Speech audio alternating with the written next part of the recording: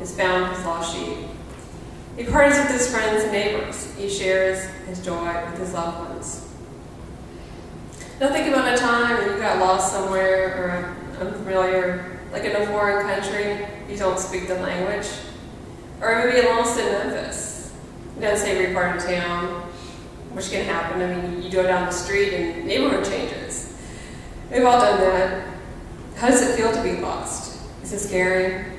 Do you feel like the walls are closing in on you? Or do you feel like the world is suddenly unfriendly? If you're walking, you could be surrounded by strangers, pushing and shoving. You could be taken away with a stream of people crowded around you. The tide of people sweeps you around, especially if you're trying to go against the stream, and you are lost. If you're driving, you make a wrong turn or miss your turn, take the next one, which I'm sure we all do, you might end up lost. It would be like if you didn't have GPS, or you're afraid to stop and get assaulted in a bad neighborhood. Maybe you have car trouble, and you have to wait for AAA, or a friend to come to your rescue. So you don't mean to be lost, but here you are in an unfamiliar place. You could be like the sheep. You have to wait to be rescued and found. Or you could be like the coin and not know that you are lost. You could be completely unaware that you're separated from the love of God. We can all be like the coin, not know we're lost. Like the coin, we might roll away intentionally from God. The coin is an inanimate object. It has no feelings. And it's worth a day's wage, which to a poor person was a lot. Sometimes we don't intentionally move away from God like the sheep does, moving from patch of ground, patch of grass, until he's far away from the flock. Maybe we have a tendency to plod through life, not knowing our value, not knowing we're doing what we're supposed to be doing. We're just down there trudging. Maybe we let life roll us away from God, without the tide of life sweep us into the ocean. We could get overwhelmed by situations beyond our control. So the woman looks for the coin, the one coin out of 10. It's a very important coin. It's worth a day's pay. Think about how much you make during a workday and imagine losing it. To some people, it's not a lot to lose, and they can find a way to make up for it. But others of us sweat that loss of pay a little more, or even a lot, especially a lot of people who live paycheck to paycheck. But this woman sweats it. She is a woman. In that culture, she doesn't have much. She doesn't have a husband or a son to provide for her. She is nothing. She isn't allowed to have a profession if she's a respectable lady. To lose that coin would be a great problem.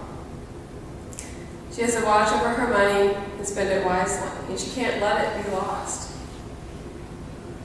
She even might not be able to buy food that day if she doesn't find it. That is why she must search high and low for it. She just can't throw up her hands and say, "Oh well, it's gone." No, she says to herself, "I must find it. It has to be somewhere." She cleans and sweeps in order to find it. Now finding this coin could be like finding a needle in a haystack, because the houses back then had dirt floors that were covered with reeds and rushes, not like beautiful carpet like we have here. And she could be an older lady who has trouble bending down or getting down on her knees. But she must get down on the floor. She has to do it. She has to find it. Maybe there's a great urgency for her to find it. So she becomes frantic. And like the shepherd, he worries the sheep might stray while he's gone. Maybe it's getting dark. She doesn't have overhead lighting. She has an olive oil candle, which doesn't emit much light, but she uses it anyway to illuminate the dark corners of her house. She sweeps the floor. With the light, it gets dirty. She gets stressed out. Where could it be, she wonders? It didn't just leave. Where could it have rolled to? Like the sheep, it just didn't walk away. But When I think about this, the lady search for this coin, I think about how hard it is to find an airy bag or something small. You got like a screw from your eyeglasses. Like, I don't know how many times like it just kind of like popped out, and then you have to get down and look for it so you can see. I'm sure some of you know what I mean. It just falls out of your hand, and you hear it hit the floor, and it bounces away. Maybe you're running late. You don't have time to look for it. Sometimes you might see it right off by your foot, but sometimes you don't. It's like what happens with me. So you have to get down on your hands and knees and look for it. Maybe you're not as nimble, and getting down on the floor is not fun or easy for you. But you have to do it anyway. You have to feel around for it. You might get a flashlight and you duck down on the floor just to look for that little glint. And when you do find it after searching the floor, how do you feel? Are you happy? Of course you are.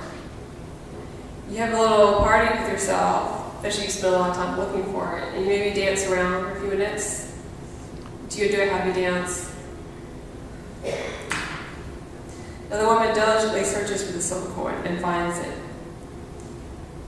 Maybe she just barely saw the glint from the silver shining in the candlelight as she's bending and crouching down.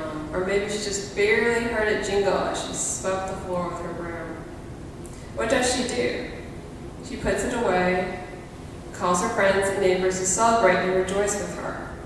She throws an impromptu party. She shares her joy with her loved ones. The shepherd and the woman feel happy when they find their lost sheep or coin. They have a little party. They are so happy that they call their friends and family to party with them, to do their happy dances with their friends and family. They spread their joy. And in those days, they didn't have TV or the internet for entertainment. They had to make their own fun. They had to celebrate the little things, like finding a coin or a sheep. And people knew how valuable those items are, how hard it is sometimes to find a coin or a sheep. So they have their parties, and everything is good. Unlike the shepherd and the woman in the parables, God knows when we stray from God.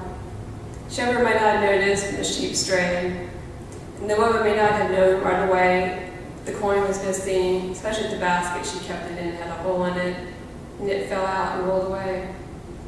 It's also possible she knew right off, especially if she dropped the coin.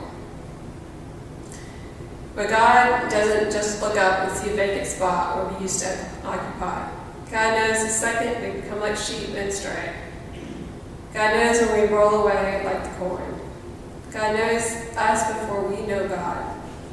God doesn't sit up there in heaven and daydream. God is actively with us.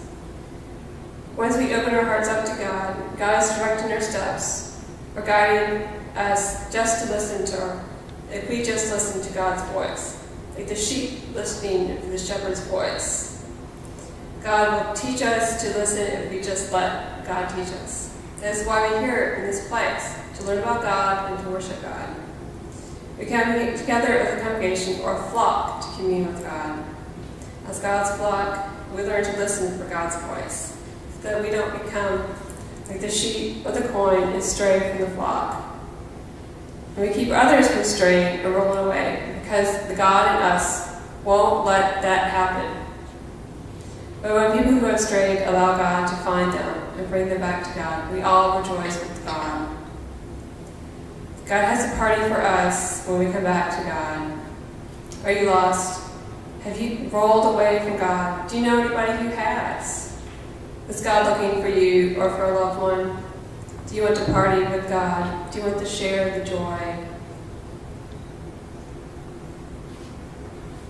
Do you want to spread the joy and have a party?